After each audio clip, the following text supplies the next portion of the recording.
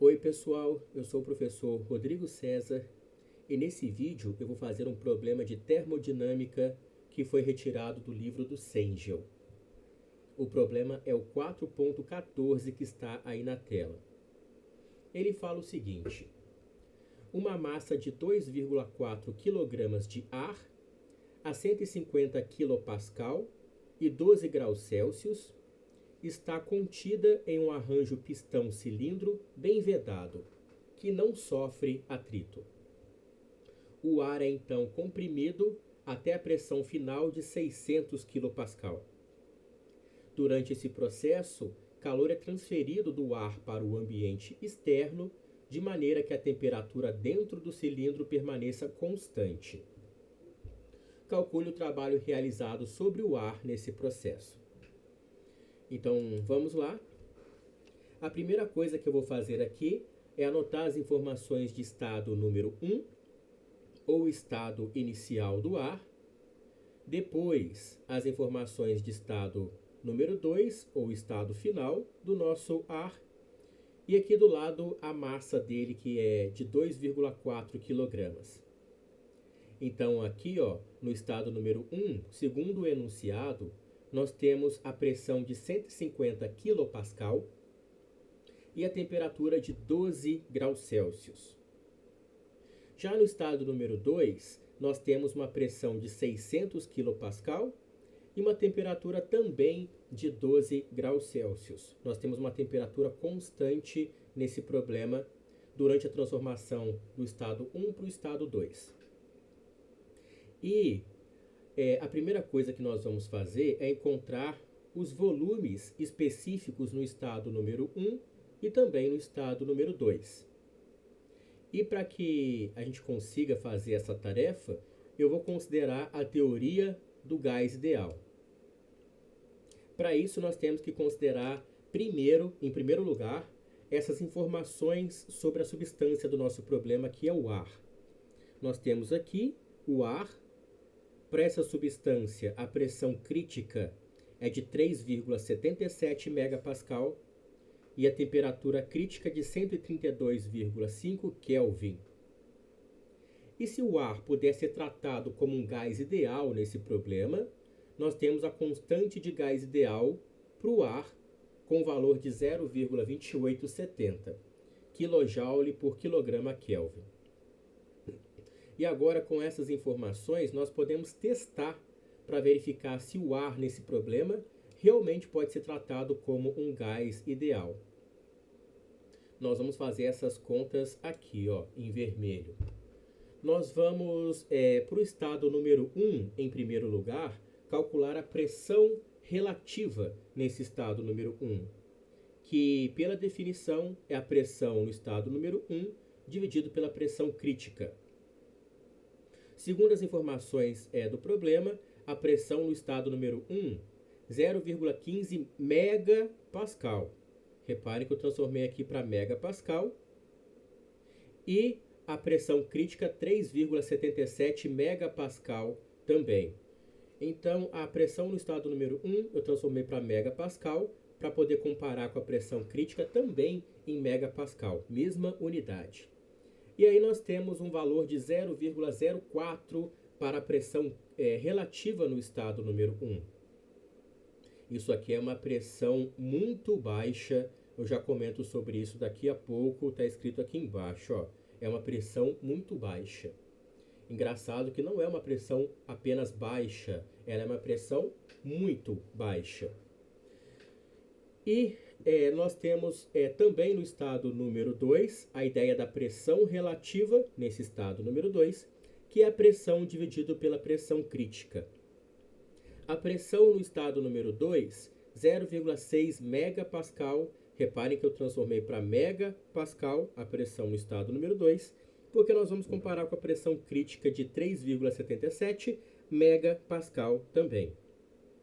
Fazendo essas contas, nós temos o valor de 0,16, que também pode ser considerada uma pressão muito baixa. E agora nós temos a conclusão, gente. Tanto no estado número 1 quanto no estado número 2, nós temos valores de pressão muito baixas, que significam pressões relativas muito menores do que 1. Como eu falei agora há pouco, não significam apenas pressões baixas, mas muito baixas. E quando nós temos pressões muito baixas, nós já podemos considerar o nosso gás como sendo um gás ideal.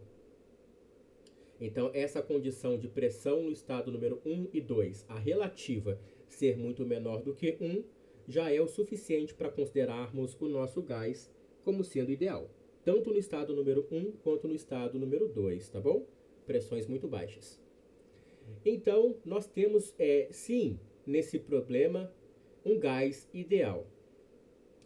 Agora nós podemos, então, vir na equação de gás ideal.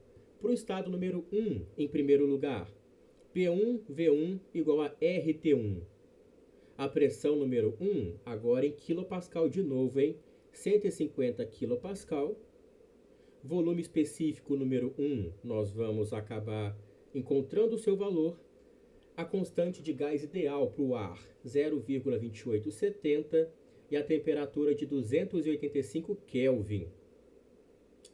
Fazendo as contas, nós temos esse volume específico aqui na frente, 0,5453 metros cúbicos por quilograma. Volume específico no estado número 1. Nós podemos agora utilizar de novo a equação de gás ideal, mas agora para o estado número 2, é onde está o meu mouse aqui, P2V2 igual a RT2.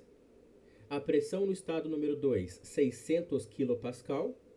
Volume específico número 2, nós vamos acabar encontrando seu valor daqui a pouco. Constante de gás ideal e a temperatura no estado número 2, que é a mesma do estado número 1. Então, nós temos agora, fazendo as contas, um volume específico número 2 de 0,1363. O volume específico diminuiu, como o enunciado sugeriu para a gente que iria acontecer, tá? Nós temos uma compressão aqui, uma diminuição de volume da transformação do estado número 1 para o estado número 2. Pronto, nós temos essas informações adicionais sobre o estado número 1 e sobre o estado número 2 também. E eu vou anotar essas informações aqui embaixo, para ficar organizado. Então, aqui eu coloquei sobre o estado número 1 as informações que nós já sabíamos de pressão e temperatura, e agora a informação de volume específico.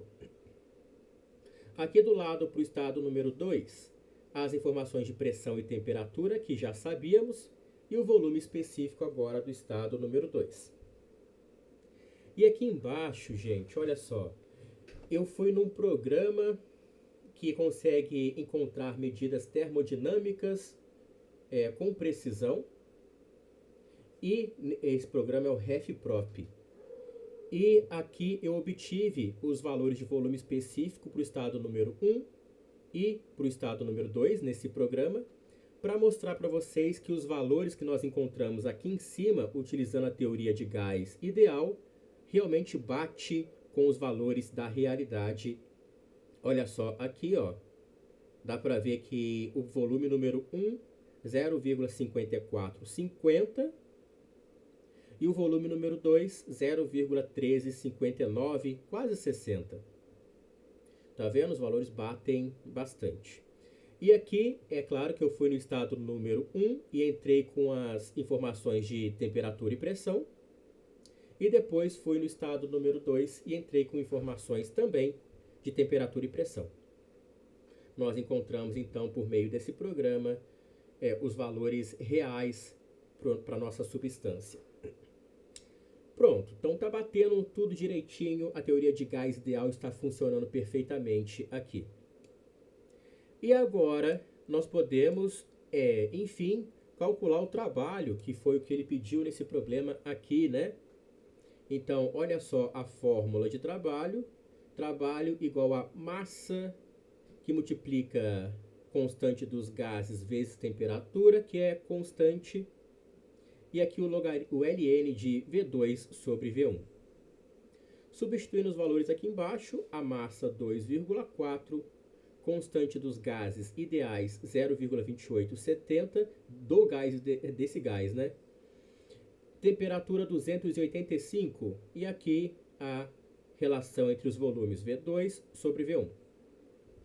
Fazendo essas contas aí, nós encontramos um trabalho negativo de 272,18 kJ, que é o trabalho realizado sobre o nosso gás, que também ele falou que isso aconteceria no enunciado, né? Então, respondemos a pergunta que ele fez. Está aí o trabalho realizado sobre o gás nesse problema. Respondida a pergunta. Então, é isso aí. Problema terminado, né? Espero que tenham gostado, ajudado vocês em seus estudos de alguma forma. E se isso aconteceu, dê um like aí e compartilhe também com os amigos. E nos vemos no próximo vídeo.